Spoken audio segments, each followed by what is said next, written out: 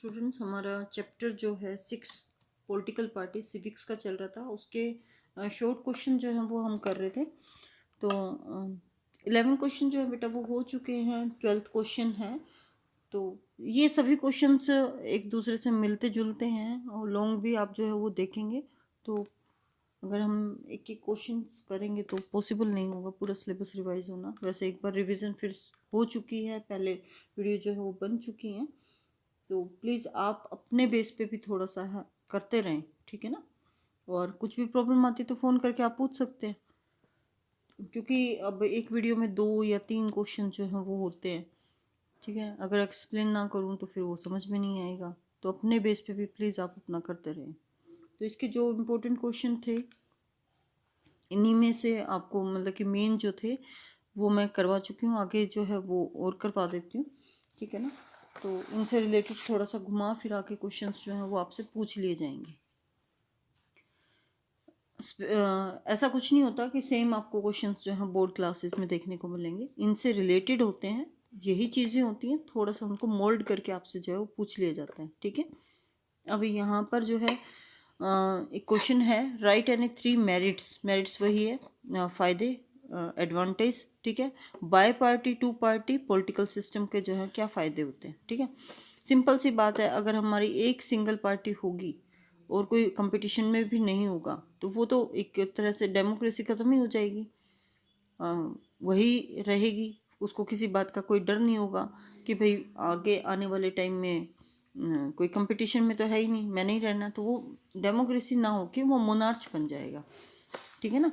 अगर किसी भी पॉलिटिकल पार्टीज को ये रहता है, जैसे कि फॉर एग्जांपल हमारा अभी बीजेपी का ही है, अभी उनको ये डर है कि भाई आने वाले टाइम में अभी किसान हमारे खिलाफ इतने आवाज़ खड़ी कर रहे हैं और हमने नहीं मानी, ठीक है। तो आने वाले टाइम में इलेक्शन में ये हमें वोट नहीं देंगे और दूसरी सरकार जो है उसको वोट देंगे और वो आ जाएगी सत्ता में, ठीक है। तो उनको कहीं ना कहीं डर है।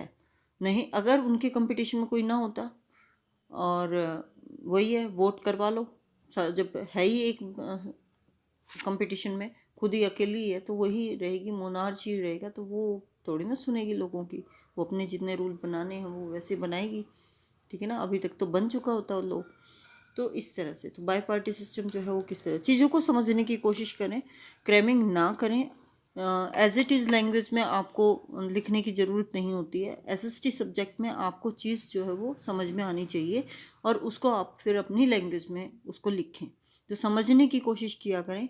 क्रैमिंग तो मैं कहूँगी कि एसएसटी जैसे सब्जेक्ट्स में क्रैमिंग का तो कोई मतलब ही नहीं है, ठीक है। तो अब जो हमारा ये क्वेश्चन है बाई पार्टी सिस्टम, तो मैंने बता दिया आपको कि भी क्या होता है।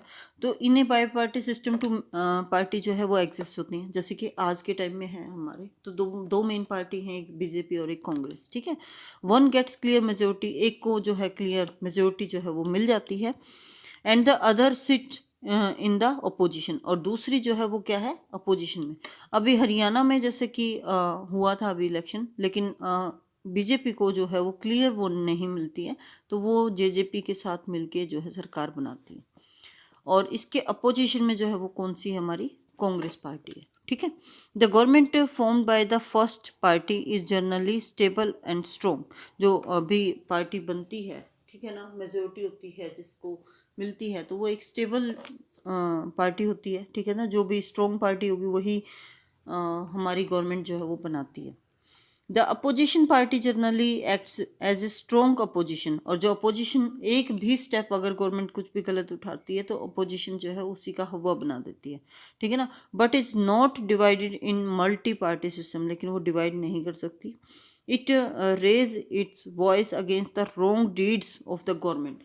जो भी गवर्नमेंट्स के गलत फैसले होते हैं उनके खिलाफ जो है, गलत काम होते हैं उनके खिलाफ जो है वो आवाज़ उठाने का काम करती है। This type of government is generally responsible because it is unable to throw its responsibility on someone else। तो वो क्या है कि भाई किसी और के ऊपर नहीं थोप सकती है, ठीक है। भाई तुम गवर्नमेंट हो, लोगों ने तुम्हें चुन के बनाया है, तुम्हें लोगों के वेलफेयर के लिए काम करना है, ठीक है। तो वो किसी और के ऊपर इस चीज़ को नहीं थोप सकते कि भाई हम नहीं कर रहे हैं, वो तो वही काम कर रहे हैं ना, तो वो ही ठीक ढंग से करेंगे। तो ये बाई पार्टी सिस्टम का फ़ायदा है, कि उसके अपोजिशन में कोई होगी तो उसको गलत काम करने से रोकने के लिए कुछ कोई है। ठीक है। अब है political parties are different from other groups से कैसे अलग होते हैं, तो parties aim to exercise government power by the winning political office. ठीक है ना, मतलब कि जीत कर और गवर्नमेंट को उसको चलाना होता है। पार्टीज आर ऑर्गेनाइज्ड बॉडी, पूरी तरह से ऑर्गेनाइज होती हैं। फॉर्मल कार्ड कैरिंग मेंबरशिप वगैरह जो है इनके पास होता है। पूरा सोशल मूवमेंट्स जो होते हैं वो इसी के हिसाब से जो है वो चलता है। Parties typically adopted a broad issue. ठीक है ना, कोई भी इशू आ जाए तो उसमें मेजर एरिया गवर्नमेंट का जो है वो देखा जाता है कि क्या पॉलिसीज जो है वो हमें बनानी है लोगों के वेलफेयर के हिसाब से। अलग अलग पार्टीज जो होती हैं वो अलग अलग काम करती हैं। पॉलिटिकल प्रेफरेंस जो है वो अलग होता है। हर पार्टी का अपनी आइडियोलॉजी होती है कि ये पार्टी है ये उस इनको ज़्यादा प्रेफरेंस देती है, ये पार्टी है ये इसको ज़्यादा प्रेफरेंस देती है, तो इस तरह से। ठीक है। उसके बाद जो है यहाँ पे अलग से एक write a short note of on the CPI। ठीक है, um its policies and programme. तो इसके ऊपर दे रखा है कि ये क्या है। ये formation of India second community party है। कब फॉर्म हुई है, 1964 में फॉर्म हुई है। कम्युनिस्ट पार्टी ऑफ इंडिया जो है इसको क्या है, मार्क्सिस्ट कहते हैं। CPI considered as the right function with the CPIM as the left function. ये मतलब कि कम्युनिटी पार्टी को जो है वो इंडिया के अंदर, ये यहाँ नहीं हमारी साउथ के अंदर है। ठीक है। उसके बाद है इसके पॉलिसीज़ और प्रोग्राम्स जो हैं वो ये एक स्पेसिफिक एरिया के लिए है, तो इसलिए जैसे कि वेस्ट बंगाल, केरला, त्रिपुरा, असम, आंध्र प्रदेश, ठीक है ना, महाराष्ट्र, उड़ीसा, यहाँ पर जो है ये सपोर्ट करती है CPI जो है। ठीक है, नॉर्थ में नहीं है इसका कुछ भी। तो ये इसकी पॉलिसीज़ और प्रोग्राम्स जो हैं वो दे रखे हैं, आप पढ़ेंगे तो आपको ये समझ में आ जाएगा। अब पॉलिटिकल पार्टी जो है वो डिवाइड करती है सोसाइटी को, तो क्या ये ऐसा है, तो स्पोर्ट्स द स्टेटमेंट। जब इस तरह की चीज़ें पूछी जाती हैं तो आप पॉइंट्स में ना लिखें, आप पहरा के अंदर जो है वो लिखें। और एक बार इसको आप पढ़ेंगे तो थोड़ा सा आपको ओवरव्यू जो है वो पता चल जाएगा। फिर ऐसे क्वेश्चंस में हम अपनी सोच के हिसाब से भी जो है उसको लिख सकते हैं। ठीक है। उसके बाद है what is mean by the national political party. बहुत पहले भी आ चुका है, जो पूरे देश के अंदर है, जैसे कि कांग्रेस होगी, BJP होगी। ठीक है ना, तो इसको हम नेशनल पॉलिटिकल पार्टी के नाम से जानते हैं। तो state the condition required to be a national political party. तो क्या क्या चीज़ें जो है वो चाहिए एक नेशनल पॉलिटिकल पार्टी बनने के लिए भी। कितने 6% सीट चाहिए इलेक्शन के अंदर, ठीक है ना, लेजिस्लेटिव असेंबली के अंदर। और 2 सीट जो है वो हमें रिकॉग्नाइज स्टेट लेवल के ऊपर चाहिए। ठीक है ना, लोकसभा के अंदर भी जो है हमें 4 स्टेट के अंदर कम से कम हमारी सीट्स जो है वो चाहिए। तो ये पहले भी आ चुका है। ये क्वेश्चंस वही दोबारा से आपको मिलेंगे। ऐसे ही आपके लॉन्ग क्वेश्चंस हैं, इनको आप पढ़ें।